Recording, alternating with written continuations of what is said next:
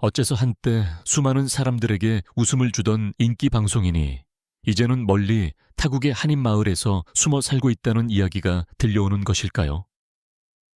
그리고 사람들은 왜 그의 이름을 다시 떠올릴 때마다 묘한 침묵에 빠지는 것일까요? 한때 예능 프로그램에서 큰형님처럼 편안한 웃음을 주던 배우 조형기. 그러나 그의 인생에는 우리가 미처 알지 못했던 거대한 그림자가 드리워져 있었습니다. 과거에 벌어진 한 사건은 그의 인생을 완전히 뒤바꾸었고, 그 사건은 시간이 흐른 뒤 인터넷을 통해 다시 세상에 드러나게 됩니다. 그날 밤 술에 취한 채 운전대를 잡았던 순간부터 시작된 비극은 왜 이렇게 오랜 세월이 지난 지금까지도 사람들의 기억 속에 남아있는 것일까요? 한 사람의 목숨을 앗아간 그 사고 이후 왜 그는 믿기 어려운 선택을 했던 것일까요? 그리고 그 사건 이후에도 그는 어떻게 다시 방송계로 돌아와 오랫동안 사랑받는 연예인이 될 수 있었던 것일까요? 하지만 결국 그의 과거가 다시 세상에 알려지자 왜 그는 갑자기 모든 방송에서 모습을 감추게 되었을까요? 지금 그는 왜 고향을 떠나 먼 나라에서 조용히 살아가고 있다는 이야기가 들려오는 것일까요? 그리고 더 마음 아픈 것은 그의 인생에서 가장 가까워야 할 가족과의 관계마저 왜 점점 멀어지게 되었던 것일까요? 한때 수많은 사람들에게 웃음을 주었던 한 방송인의 인생, 그 화려한 무대 뒤에는 어떤 비극과 선택들이 숨겨져 있었던 것일까요? 조영기의 인생을 이야기할 때 많은 사람들은 먼저 그의 화려했던 방송 시절을 떠올립니다. 그러나 그 웃음 뒤에는 훨씬 오래된 이야기들이 숨어 있습니다. 조영기는 1960년 경기도에서 태어나 어린 시절부터 배우의 길과 가까운 환경에서 자라났습니다. 그의 아버지는 바로 원로 배우 조항이었습니다. 당시 영화와 연극 무대에서 활동하던 조항은 카리스마 있는 연기로 이름을 알린 인물이었고 집안에는 늘 대본과 영화 이야기가 넘쳐났습니다. 어린 조영기는 그런 아버지를 보며 자라났습니다. 어느 날 어린 아들이 아버지에게 물었습니다. 아버지, 사람들은 왜 아버지가 나오면 그렇게 박수를 쳐요? 그러자 조항은 웃으며 말했습니다. 영희는 사람 마음을 움직이는 일이란다. 누군가를 울게도 하고 웃게도 하지. 그 말은 어린 조영기의 마음속에 오래 남았습니다. 어머니 역시 아들의 꿈을 응원하는 사람이었습니다. 집안 형편이 넉넉하지 않았지만 아들이 방송과 영화에 관심을 보일 때마다 어머니는 말하곤 했습니다. 남들이 뭐라고 해도 네가 하고 싶은 일을 해라. 인생은 길지 않다. 그런 부모의 영향 속에서 조영기는 자연스럽게 연기의 세계에 관심을 갖게 되었습니다. 고등학교 시절 그는 연극 동아리에 들어가 무대에 서기 시작했고 처음으로 관객의 웃음과 박수를 직접 경험하게 됩니다. 친구들이 말했습니다.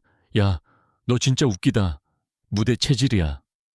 그 말을 들은 그는 그날 집에 돌아와 아버지에게 조심스럽게 말했습니다. 아버지, 저도 배우가 되고 싶습니다. 잠시 침묵하던 아버지는 조용히 말했습니다. 배우는 쉬운 길이 아니다. 그래도 정말 하고 싶다면 끝까지 버텨야 한다. 그 말은 허락이자 시험이었습니다. 그렇게 조영기는 연기의 길로 들어서게 됩니다. 1980년대 초 그는 방송국 오디션을 보며 작은 단역부터 시작했습니다. 처음에는 거의 알아보는 사람이 없는 무명 배우였습니다. 드라마에서 깡패나 악역 단역을 맡는 일이 많았고 촬영이 끝나면 스태프들 사이에서 농담을 하며 분위기를 살리는 사람이 바로 조영기였습니다. 어느 날 한 PD가 그를 보며 말했습니다. 영희는 물론이고 예능도 잘하겠는데. 그 말은 훗날 그의 인생을 바꾸는 예언 같은 말이었습니다. 시간이 흐르면서 그는 조금씩 얼굴을 알리기 시작했고 특유의 코믹한 표정과 입담 덕분에 예능 프로그램에서도 주목받기 시작합니다. 특히 1990년대에 들어서며 그는 다양한 예능 프로그램에 출연하며 대중들에게 친숙한 얼굴이 됩니다. 방송국 복도에서는 늘 이런 인사가 오갔습니다. 형님 오늘도 웃겨주세요. 그러면 조영기는 특유의 웃음을 지으며 말하곤 했습니다. 웃기는 건 내가 아니라 인생이야. 그렇게 그는 점점 편안한 아저씨 같은 이미지로 자리 잡았습니다. 특히 인기 프로그램에 출연하며 팝송을 코믹하게 부르거나 유쾌한 입담을 보여주는 장면은 많은 시청자들에게 큰 웃음을 안겨주었습니다. 시청자들은 그를 보며 말했습니다. 저 사람 나오면 방송이 재미있어. 그의 이름은 점점 더 널리 알려졌고 예능계에서는 어느새 큰형님 같은 존재로 불리기 시작했습니다. 방송 관계자들 사이에서도 평판이 나쁘지 않았습니다. 한 제작진은 훗날 이렇게 회상합니다. 조영기 씨는 현장 분위기를 살리는 사람이었어요. 힘든 촬영도 웃으면서 버티게 만드는 그런 힘이 있었죠. 그렇게 그는 연기와 예능을 넘나들며 활동을 이어갔고 수많은 프로그램에서 활약하며 오랫동안 대중의 사랑을 받는 방송인이 되었습니다. 한때는 각종 예능 프로그램에서 빠지지 않는 얼굴이었고 방송 시상식에서도 이름이 언급될 만큼 인지도가 높은 인물이 되었습니다. 수십 년 동안 그는 사람들에게 웃음을 주는 방송인이었습니다. 화면 속 조영기는 늘 밝은 얼굴이었습니다. 그러나 시간이 흐른 뒤 많은 사람들은 한 가지 질문을 던지게 됩니다. 그렇게 많은 사랑을 받던 사람이 왜 결국 세상에서 모습을 감추게 되었을까요?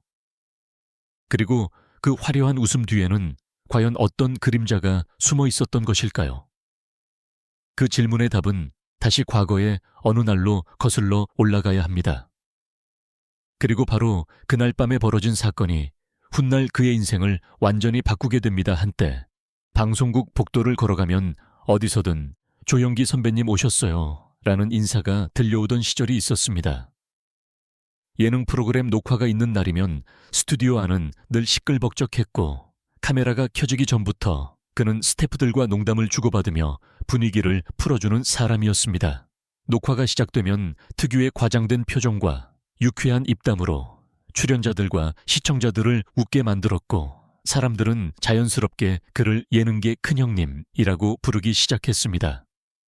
하지만 그런 시간이 계속될 것 같았던 어느 날부터 조금씩 이상한 변화가 생기기 시작했습니다. 어느 방송국 관계자는 훗날 이렇게 말했습니다. 어느 순간부터 조영기 씨가 방송에 나오지 않더라고요. 처음에는 그냥 스케줄이 없는 줄 알았죠.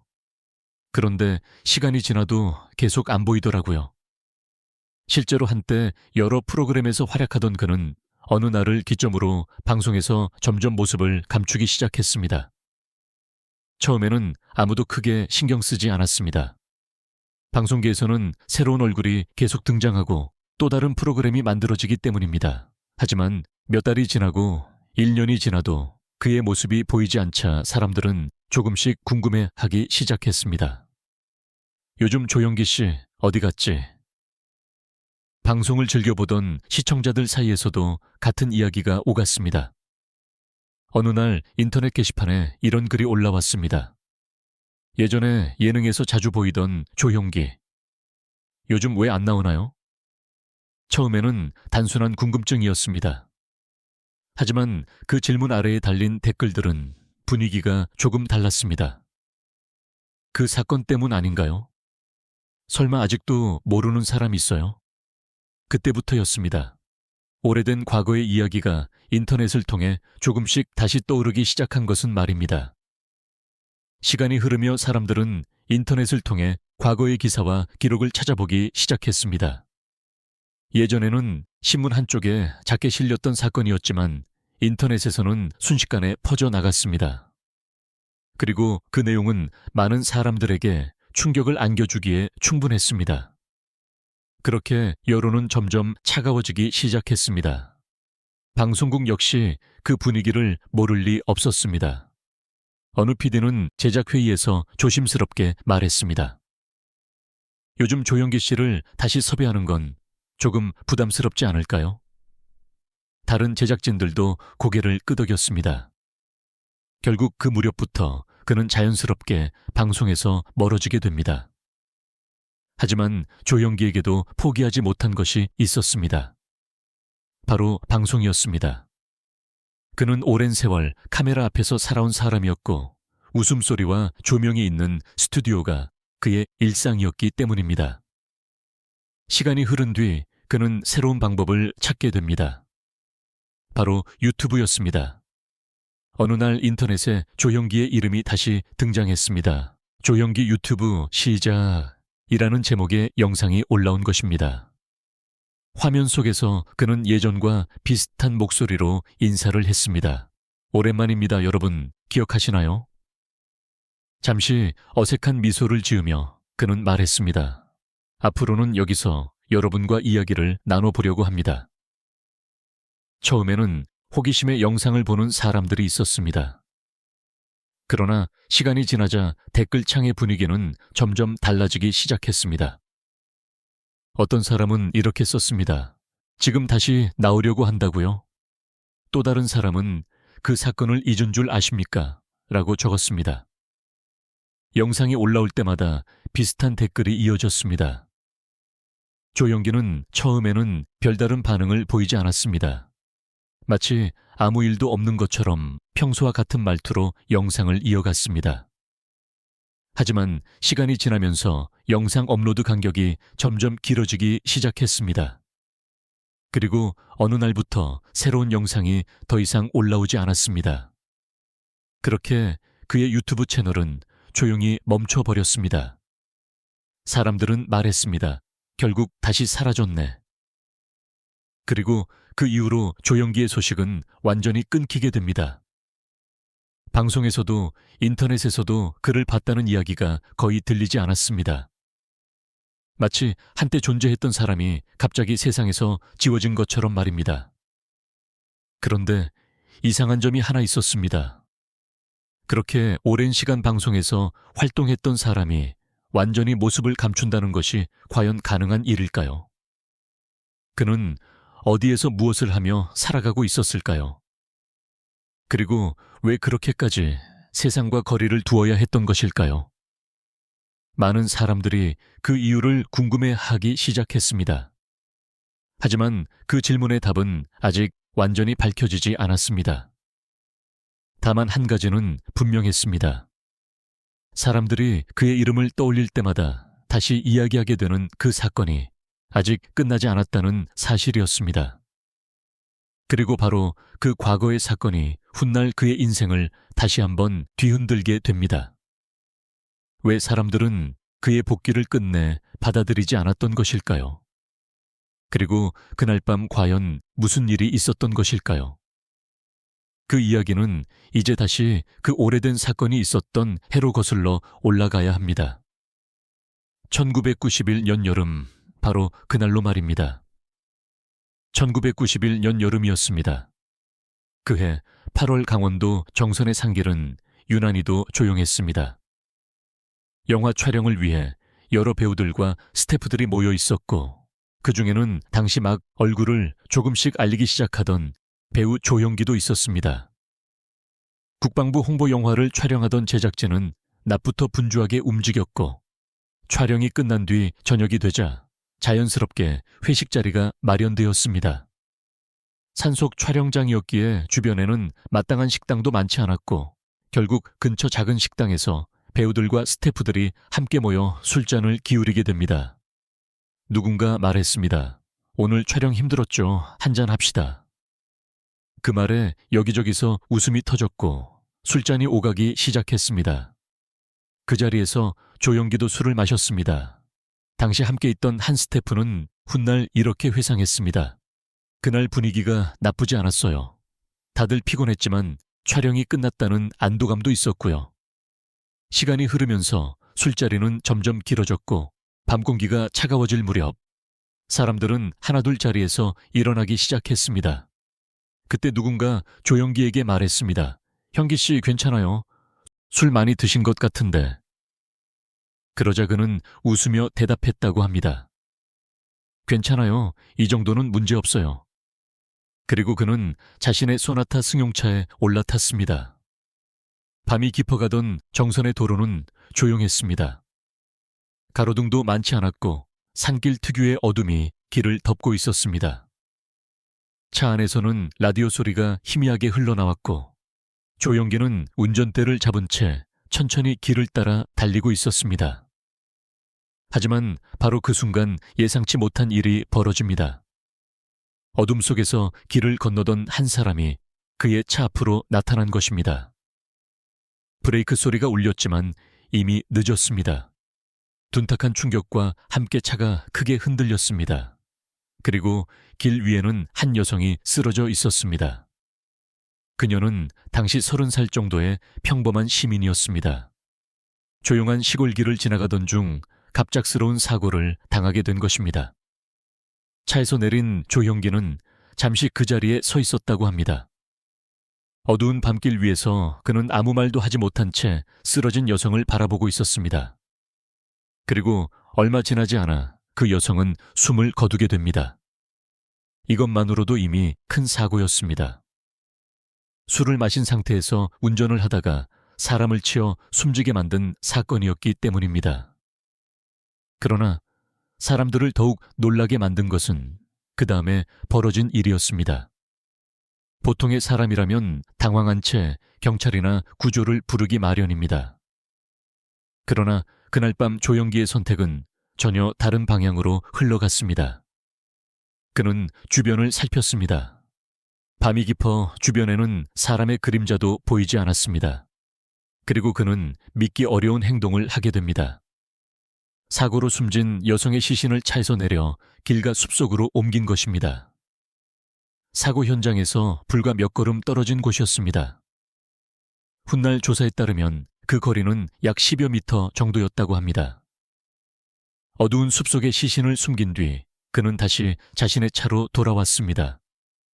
그리고 차 안에서 그대로 잠이 들었다고 합니다. 이 사실은 나중에 알려지며 많은 사람들에게 충격을 안겨주었습니다. 다음 날 새벽 시간이 지나 경찰이 사건 현장에 도착했을 때 조영기는 여전히 차 안에 있었습니다. 경찰이 차 문을 두드렸을 때 그는 잠에서 깨어났다고 합니다. 경찰이 물었습니다. 무슨 일이 있었습니까? 그 순간 그는 더 이상 상황을 숨길 수 없었습니다. 결국 조영기는 현장에서 체포되었습니다. 사건은 곧바로 세상에 알려지기 시작했습니다. 당시 언론은 이 사건을 크게 보도하지는 않았지만 내용을 접한 사람들은 모두 놀라움을 감추지 못했습니다. 술에 취해 운전을 하다 사람을 치어 숨지게 만든 것도 충격적인 일이었지만 그 이후의 행동은 더 큰 논란을 불러일으켰습니다. 사람들은 서로에게 묻기 시작했습니다. 도대체 왜 그런 선택을 한 걸까? 그리고 또 하나의 질문이 이어졌습니다.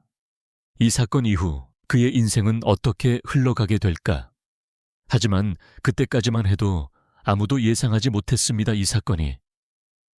훗날 수십 년이 지난 뒤 다시 세상에 알려지며 그의 인생을 완전히 바꾸게 될 것이라는 사실을 말입니다. 그리고 바로 그 사건이 조영기라는 이름을 둘러싼 논란의 시작이었습니다. 사고가 일어난 그 밤의 공기는 유난히도 차가웠다고 합니다. 강원도 정선의 산길은 이미 깊은 어둠에 잠겨 있었고 주변에는 사람의 기척조차 느껴지지 않았습니다. 차 앞에 쓰러진 여성을 바라보며 조영기는 잠시 그 자리에 서 있었다고 전해집니다. 엔진이 아직 꺼지지 않은 채 차에서는 낮게 진동하는 소리가 들려왔고 멀리서 풀벌레 소리만이 밤을 채우고 있었습니다. 그는 몇 걸음 뒤로 물러났다가 다시 앞으로 다가갔다고 합니다. 그 순간 그의 머릿속에는 수많은 생각이 스쳐 지나갔을지도 모릅니다. 하지만 바로 그때 그의 선택은 많은 사람들을 놀라게 만들게 됩니다. 보통의 사람이라면 가장 먼저 경찰이나 구급차를 부르는 것이 당연했을 것입니다. 그러나 조영기는 그렇게 하지 않았습니다. 그는 주변을 천천히 둘러보았습니다. 산길은 캄캄했고 지나가는 차도 보이지 않았습니다. 그리고 그는 조심스럽게 쓰러진 여성에게 다가갔다고 합니다. 하지만 그 여성은 이미 움직이지 않았습니다. 그 순간 그는 무언가 결심한 듯 행동하기 시작합니다. 훗날 수사 기록에 따르면 그는 사고 현장에서 몇 걸음 떨어진 숲 쪽으로 시신을 옮겼다고 합니다. 그 거리는 불과 10여 미터 정도였다고 합니다. 사람들은 그 사실을 알게 되었을 때 모두 같은 질문을 던졌습니다. 왜 그런 선택을 했을까? 왜 그는 도움을 요청하지 않았을까? 숲속은 어둡고 조용했습니다. 그는 주변의 흙과 풀을 이용해 시신을 숨기려 했다고 전해집니다. 그 모든 과정은 길지 않았다고 합니다. 그리고 다시 그는 차로 돌아왔습니다. 당시 사건을 조사했던 한 경찰 관계자는 훗날 이렇게 말했습니다. 그날 현장에 도착했을 때 차가 한 대 서 있었고 안에는 한 남자가 잠들어 있었습니다. 처음에는 단순한 교통사고로 생각했습니다. 하지만 주변을 조사하면서 상황이 심상치 않다는 것을 알게 되었습니다. 실제로 경찰이 현장에 도착했을 때 조영기는 차 안에서 잠을 자고 있었다고 합니다. 차 문을 두드리자 그는 잠에서 깨어났고 경찰이 물었습니다. 여기서 무슨 일이 있었습니까? 그는 잠시 아무 말도 하지 못했다고 합니다. 술 냄새가 강하게 풍겼고 얼굴은 창백했다고 합니다. 경찰이 주변을 살피던 중 숲속에서 숨겨진 시신을 발견하게 됩니다. 그 순간 사건의 성격은 단순한 교통사고가 아니라는 사실이 드러나게 됩니다. 경찰은 곧바로 조형기를 체포했습니다. 수갑이 채워지는 순간 그는 고개를 숙이고 아무 말도 하지 않았다고 합니다. 사건은 곧 조사에 들어갔고 당시 언론에도 조금씩 알려지기 시작했습니다. 그러나 그 내용이 자세히 알려지기까지는 시간이 걸렸습니다. 그날 밤 그의 행동은 많은 사람들에게 이해하기 어려운 일이었습니다. 왜 그는 도움을 요청하지 않았을까? 왜 그는 그 자리를 떠나지 않고 차 안에서 잠이 들었을까? 그리고 무엇보다 왜 그는 시신을 숨기려 했을까? 이러한 질문들은 시간이 지나도 쉽게 사라지지 않았습니다. 사건을 접한 사람들 역시 서로에게 같은 질문을 던졌습니다. 어떤 사람은 말했습니다. 아마 너무 술에 취해 정상적인 판단을 할 수 없었을 것이다. 또 다른 사람은 고개를 저으며 말했습니다. 그래도 사람이 죽었는데 어떻게 그런 행동을 할 수 있지? 당시 사건을 담당했던 수사관은 훗날 인터뷰에서 이렇게 말했습니다. 그날 현장은 조용했지만 사건의 내용은 결코 조용하지 않았습니다. 술에 취해 운전을 하다 사람을 치어 숨지게 만든 것도 큰 사건이었지만 그 이후의 행동은 더 큰 충격이었습니다. 조사 과정에서 밝혀진 사실들은 사람들을 더욱 놀라게 만들었습니다. 사고가 난 뒤부터 경찰이 도착할 때까지의 시간 동안 그는 별다른 구조 요청을 하지 않았던 것으로 알려졌습니다.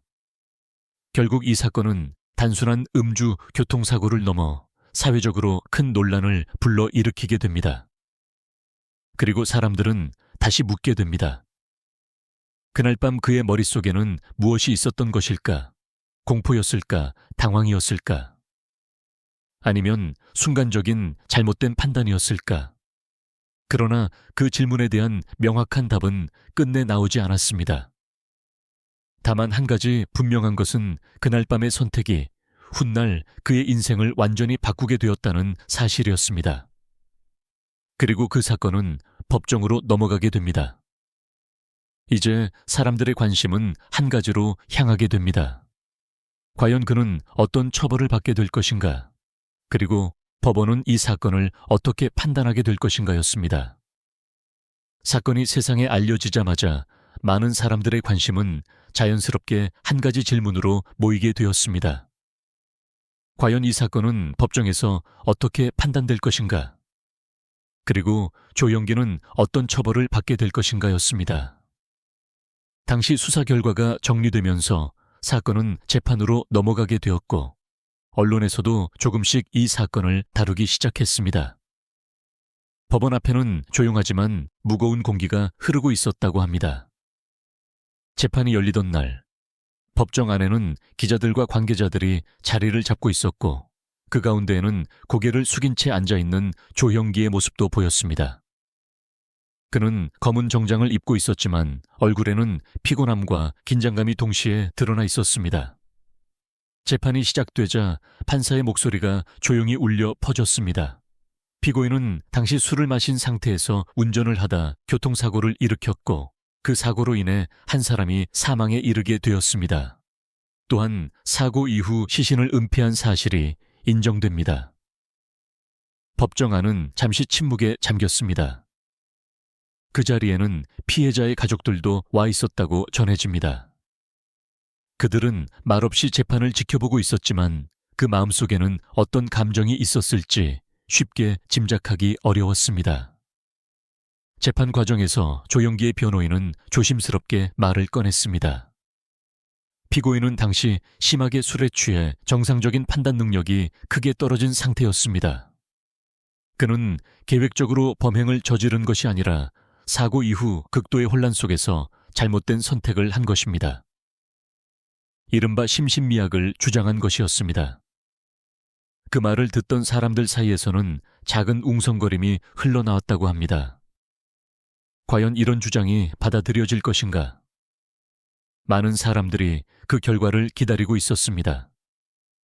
그리고 결국 판결이 내려지는 날이 찾아왔습니다. 판사는 차분한 목소리로 판결문을 읽기 시작했습니다.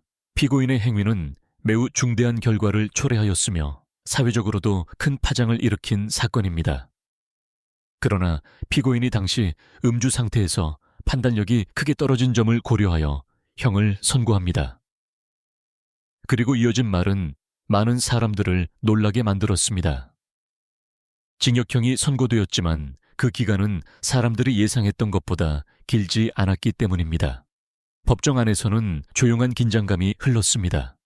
어떤 사람들은 고개를 갸웃했고 또 어떤 사람들은 서로를 바라보며 낮은 목소리로 이야기를 나누었습니다. 한 기자는 재판이 끝난 뒤 이렇게 말했습니다. 사람이 한 명 사망한 사건인데 형량이 생각보다 짧다는 반응이 많았습니다. 실제로 많은 사람들에게 이 판결은 쉽게 이해하기 어려운 것이었습니다. 피해자는 이제 막 인생을 살아가던 30살의 여성이었고 가족들에게는 평생 지워지지 않을 상처가 남게 되었기 때문입니다. 재판이 끝난 뒤 법원을 나서던 피해자 가족의 모습은 언론에 크게 보도되지는 않았지만 그들의 마음을 생각해보는 사람들도 많았습니다. 어떤 이들은 이렇게 말했습니다. 가족들은 평생을 그 일을 떠올리며 살아야 할 텐데. 그러나 법의 판단은 이미 내려진 상태였습니다. 조영기는 수감 생활을 시작하게 됩니다. 교도소의 높은 담장 안에서 그의 시간은 이전과는 완전히 다른 방식으로 흐르게 됩니다. 한때 방송국 스튜디오의 밝은 조명 아래에서 사람들을 웃게 만들던 그가 이제는 차가운 감방에서 조용히 시간을 보내게 된 것입니다. 하지만 사건의 이야기는 여기서 끝나지 않았습니다. 시간이 흐르면서 또 하나의 변화가 생기게 됩니다. 당시 새롭게 출범한 정부의 정책과 여러 상황 속에서 일부 수감자들에게 가석방 조치가 이루어지게 되었고 그 대상에 조영기의 이름도 포함되었다는 사실이 알려지게 됩니다. 결국 그는 예상보다 훨씬 짧은 시간의 수감 생활을 마친 뒤 사회로 돌아오게 됩니다. 그 소식이 전해지자 사람들 사이에서는 또다시 여러 가지 반응이 나왔습니다. 어떤 사람은 말했습니다. 이미 벌어진 일인데 어쩔 수 없지. 그러나 또 다른 사람은 고개를 저으며 말했습니다. 그래도 사람이 죽었는데 이렇게 빨리 나와도 되는 걸까? 그렇게 사건을 둘러싼 논란은 완전히 사라지지 않은 채 사람들의 기억 속에 남게 됩니다. 그리고 세월이 흐른 뒤 그 논란은 예상치 못한 방식으로 다시 세상에 등장하게 됩니다. 바로 인터넷이라는 공간을 통해서 말입니다. 그리고 그때부터 조영기의 인생은 다시 한번 큰 변화를 맞이하게 됩니다. 교도소의 문을 나서던 날, 조영기의 얼굴에는 복잡한 감정이 스쳐 지나갔다고 전해집니다. 차가운 겨울 공기가 폐에 깊숙이 들어왔고 그는 잠시 하늘을 올려다보았다고 합니다. 한때는 방송국 스튜디오의 밝은 조명 아래에서 사람들의 웃음을 이끌어내던 사람이었지만 이제 세상은 예전과 조금 달라 보였을지도 모릅니다. 그러나 그의 인생은 여기서 끝나지 않았습니다. 시간이 흐르며 그는 다시 방송국 문을 두드리기 시작합니다. 처음에는 쉽지 않았다고 합니다. 어느 방송국 관계자는 훗날 이렇게 회상했습니다. 처음에는 다들 조심스러워했습니다. 그 사건이 있었던 사람이니까요. 하지만 방송계는 늘 새로운 이야기와 인물을 필요로 하는 곳이기도 했습니다. 그리고 조영기에게는 한 가지 분명한 장점이 있었습니다. 바로 사람들을 웃게 만드는 능력이었습니다. 어느 날 한 제작진이 조심스럽게 말했습니다. 형기 씨 한번 프로그램에 나와 보실래요? 분위기만 좀 살려주시면 됩니다. 그렇게 그는 다시 카메라 앞에 서게 됩니다. 처음에는 작은 역할이었습니다. 짧은 출연이었고 크게 눈에 띄지 않는 자리였습니다. 그러나 시간이 지나면서 그의 특유의 유쾌한 말투와 과장된 표정은 다시 사람들의 눈에 들어오기 시작했습니다. 녹화 현장에서 그는 늘 먼저 농담을 던지는 사람이었습니다. 오늘 녹화 재미없으면 다 제 책임입니다. 그러면 주변에서 웃음이 터졌고 긴장된 분위기가 풀리곤 했습니다. 제작진들도 점점 그를 다시 찾기 시작했습니다. 그렇게 그는 예능 프로그램에 조금씩 얼굴을 비추게 됩니다. 그리고 어느 순간부터 사람들은 다시 그의 이름을 기억하기 시작합니다. 특히 일요일 밤 예능 프로그램에서 보여준 코믹한 장면들은 많은 시청자들에게 강한 인상을 남겼습니다. 그는 팝송을 우스꽝스럽게 부르거나 다른 출연자들과 장난스러운 상황극을 펼치며 웃음을 만들어냈습니다. 그 모습을 본 시청자들은 말했습니다. 저 사람 나오면 방송이 재미있어. 어느새 그는 예능 프로그램에서 빠지지 않는 얼굴이 되었고 후배 연예인들 사이에서는 자연스럽게 형님이라는 호칭으로 불리기 시작했습니다. 녹화가 끝난 뒤 후배들이 그에게 다가와 말했습니다. 형님, 오늘도 최고였습니다. 그러면 조영기는 특유의 웃음을 지으며 이렇게 대답하곤 했습니다. 야, 나는 그냥 운 좋게 웃기는 사람일 뿐이야. 그렇게 그의 방송 인생은 다시 활기를 띠기 시작했습니다. 세월이 흐르면서 그는 수많은 프로그램에 출연했고 사람들에게 친숙한 얼굴이 되었습니다. 방송국 복도에서는 늘 이런 말이 들렸다고 합니다. 조영기 씨, 오늘도 녹화 있죠? 그는 언제나 편안한 아저씨 같은 이미지로 시청자들에게 다가갔습니다. 화면 속에서 그는 늘 밝은 얼굴로 웃고 있었고 사람들도 그를 보며 자연스럽게 웃었습니다. 하지만 그 웃음 뒤에는 여전히 조용히 남아있는 과거의 그림자가 있었습니다. 당시에는 인터넷이 지금처럼 발달하지 않았기 때문에 많은 사람들은 그의 과거 사건을 잘 알지 못했습니다. 그래서 그의 방송 활동은 오랫동안 큰 문제 없이 이어질 수 있었습니다. 그러나 시간이 흐르면서 세상은 조금씩 달라지기 시작합니다. 2000년대 후반이 되자 인터넷이 빠르게 발전했고 사람들은 과거의 기사와 기록을 쉽게 찾아볼 수 있게 되었습니다. 어느 날 한 인터넷 게시판에 오래된 기사 하나가 올라옵니다. 제목에는 조영기의 이름이 적혀 있었습니다. 그리고 그 기사에는 1991년 여름 강원도 정선에서 벌어졌던 사건의 내용이 담겨 있었습니다. 처음에는 몇몇 사람들만 그 글을 읽었지만 시간이 지나며 그 내용은 점점 더 많은 사람들에게 퍼져나갔습니다. 댓글창에는 다양한 반응이 나타났습니다. 어떤 사람은 이렇게 말했습니다. 이게 사실인가요?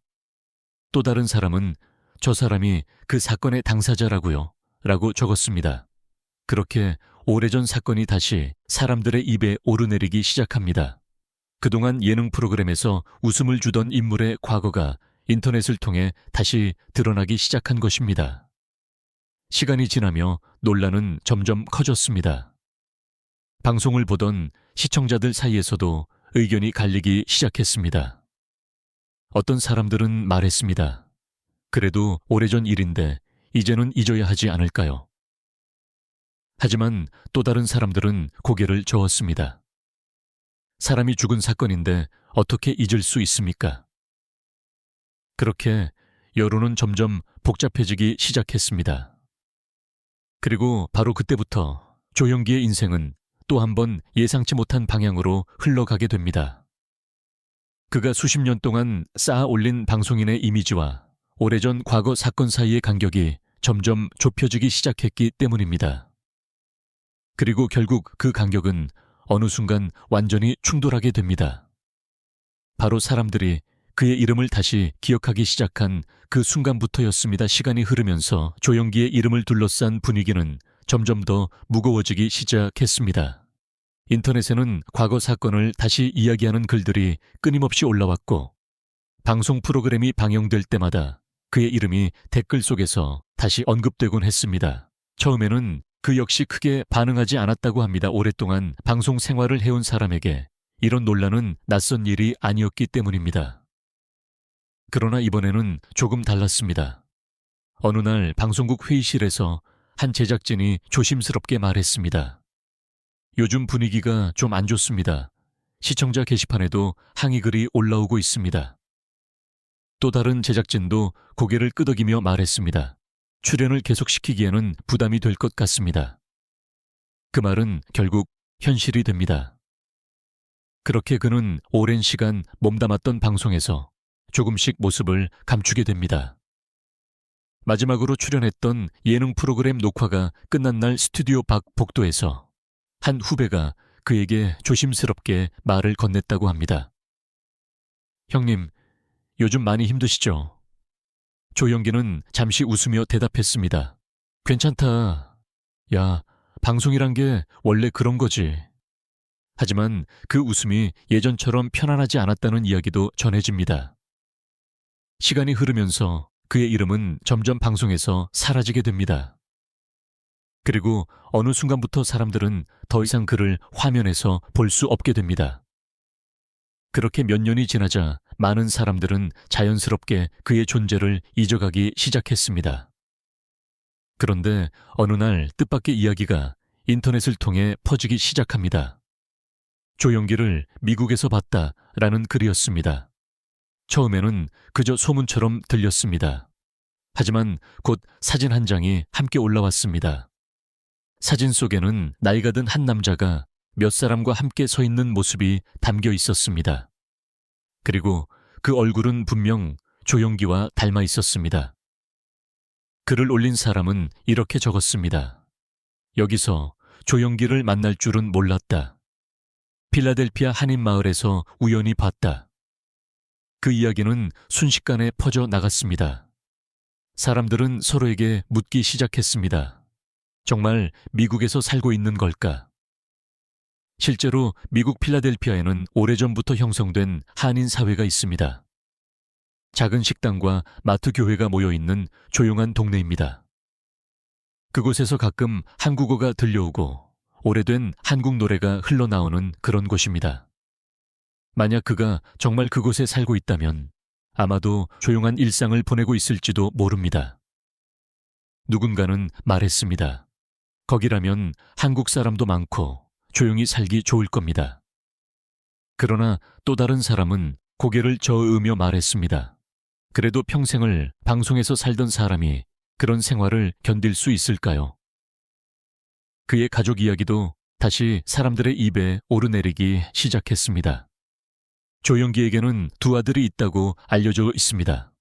첫째 아들은 음악을 하고 둘째 아들은 배우의 길을 걷고 있다고 합니다.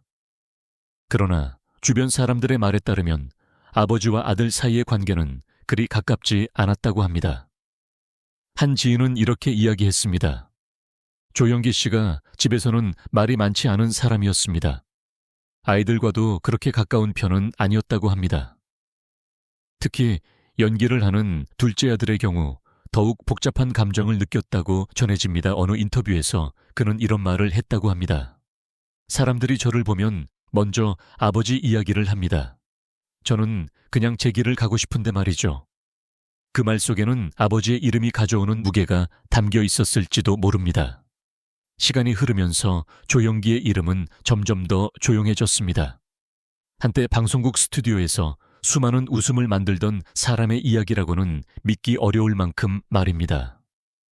그러나 가끔 누군가가 오래된 예능 영상을 다시 보다가 이렇게 말하기도 합니다. 이때는 참 재미있었는데 그 화면 속에서 그는 여전히 밝게 웃고 있습니다. 사람들을 웃게 만들기 위해 과장된 표정을 짓고 농담을 던지며 스튜디오를 뛰어다니던 모습입니다. 하지만 지금 그는 어디에서 어떤 생각을 하며 살아가고 있을까요? 먼 타국의 작은 한인 마을에서 조용히 시간을 보내고 있는 것일까요? 아니면 여전히 언젠가 다시 사람들 앞에 설날을 떠올리고 있는 것일까요? 아무도 정확한 답을 알지 못합니다. 다만 한 가지는 분명합니다. 한때 많은 사람들에게 웃음을 주었던 한 방송인의 인생이 이제는 아주 다른 방향으로 흘러가고 있다는 사실입니다. 그리고 그 이야기를 들은 사람들은 결국 같은 질문을 남기게 됩니다. 이것이 과거의 선택이 남긴 대가일까요? 아니면 한 사람의 인생이 겪게 된 또 다른 비극일까요? 그리고 만약 다시 시간을 되돌릴 수 있다면 그는 그날 밤 다른 선택을 했을까요?